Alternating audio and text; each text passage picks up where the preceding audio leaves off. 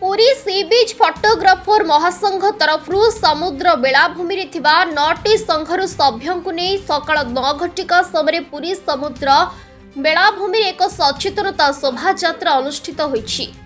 ए कार्यक्रम को डॉक्टर भीमल कुमार साहू, महासंघ उपदेष्टा श्रीजुक्त सिद्धार्थ राय, श्रीकांत परिचा, सी बीच थाना अधिकारी मानस प्रधान, जिला क्रीडाधिकारी चंदन साहू आनुष्ठानिक भावे उद्घाटन करथिले।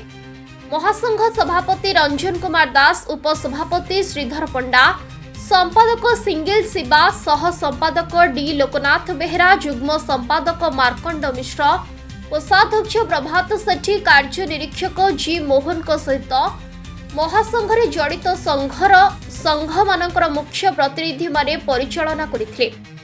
ए शोभायात्रा दिग्बारिणी खुंटी ठारू आरंभ होई लाइट हाउस ठारे संपन्न होईछि।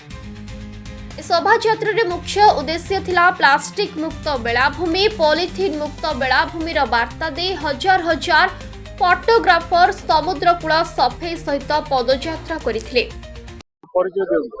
मु जी मोहन राव, पुरी सी बीच फोटोग्राफर महासंघर कार्य निरीक्षक।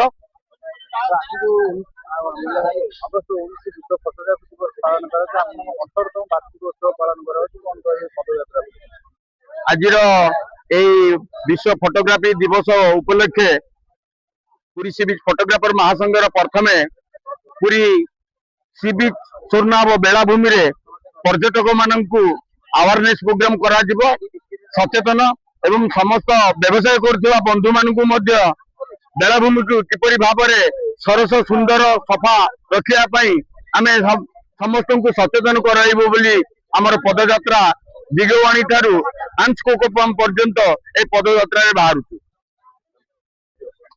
सिद्धार्थ पंडा, महासंघर उपसभापति। वर्तमान आज अगस्त 19 फोटोग्राफर 18तम दिवस। वर्तमान 9 गोटी संघ एकत्रित होई आमे वर्तमान पदयात्रा रैली रे जीवु प्राची होटल पर्यंत, दिगवाणी खुंडी टू प्राची होटल पर्यंत जीवु।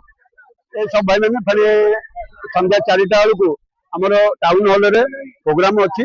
हमर अतिथि माने आसीबे। प्रोग्राम सारी बर्तमान कार्य शेष हो। जय जगन्नाथ। सिद्धार्थ राय, पुरी बीच फोटोग्राफर महासंघर मो परामर्शदाता अछि।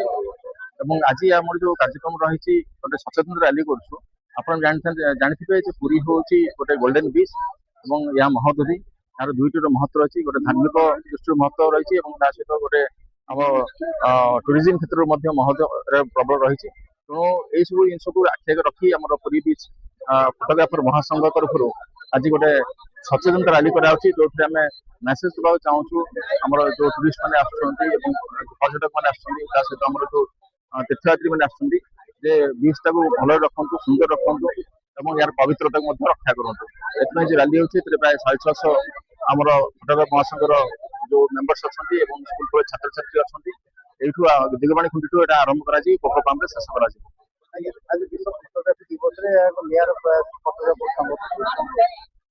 निश्चित भाव में विश्व फोटोग्राफी दिवस जो आम पालन करूँ तार मूल लक्ष्य हूँ फोटोग्राफर भाव में आम जो जीवन जीविका रोचे जीवन जीविका किपरि भाव ठीक से चली पार, सम्मानजनक गोटे व्यवस्था भीतर में रही पारू और से संदेश देवाई विश्व फोटोग्राफी दिवस पुरी महासंघ तरफ पालन कर।